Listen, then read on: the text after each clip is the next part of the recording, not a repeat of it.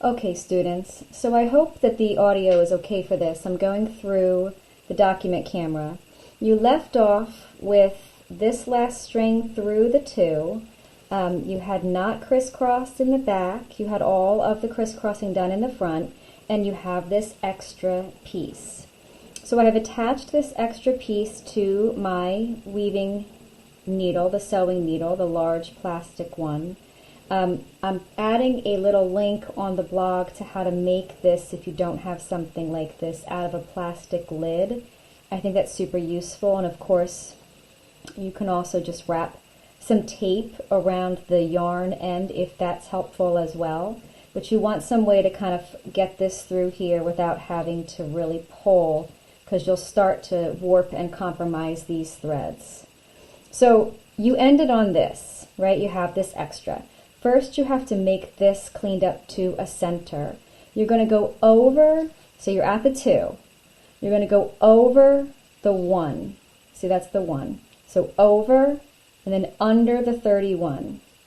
Over the 30, under the 29.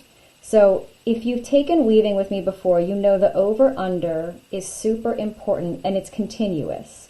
Over the 28, under the 27, over, under, and every now and then I pull to sort of bring that tail, that end piece, up to meet me so that I don't have a lot of extra yarn or string hanging out, because it does start to get very complex.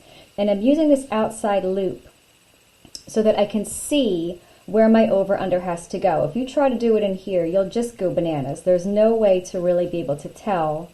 So this was an over, so this is going to be an under, over, under, all the way back to where I started.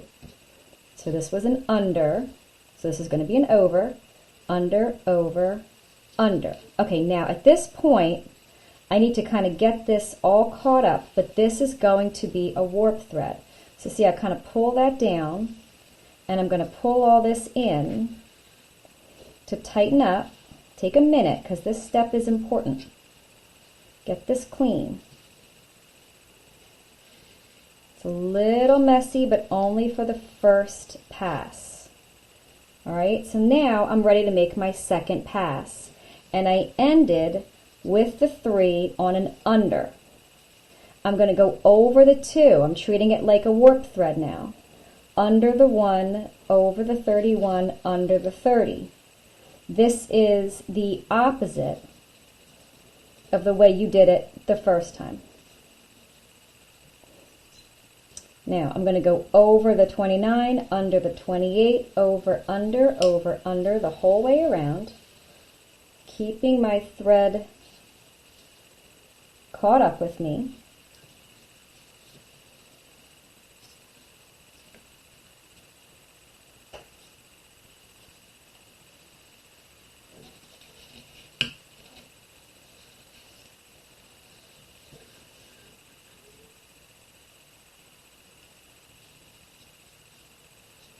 Over, under, over, under.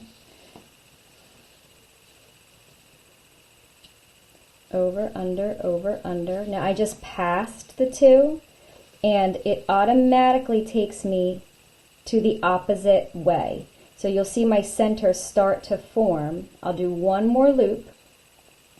This is an over. See, I went under the 31, over the 30.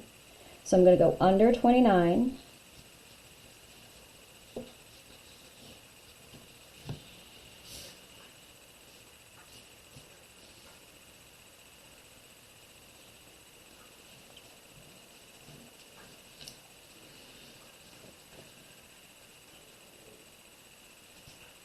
Now that you can see this, staying out here at the edge is not as critical,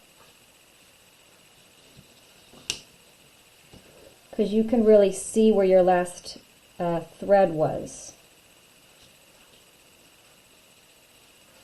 Alright, so now I'm pretty much back where I started, and at this point, if I don't want any more of this particular color,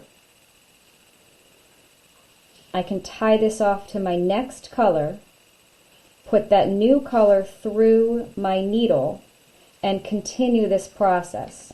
As a matter of fact, I think that I will do that and show you another video tomorrow though, because it's starting to get kind of late and I have to put my son to bed. And I want that to be pretty much like a circle. Okay, so I'll follow up with you again on this tomorrow, but this is how you start this. And again, rewatch this video if you were stumped at any of these points. But essentially, you're going to come out, you're going to start right over, under, right away. When you come back to the first one, you're going to use it as a warp thread, organize this. It's automatically going to do the opposite because you have an odd number. So whatever you ended with over, you're going to automatically be forced to be on an under, which is great. And then you continue to go until this looks clean and organized, and then tie off to a different color if you want a different color. Okay, I'll show you next steps later. Take care. Have a good night.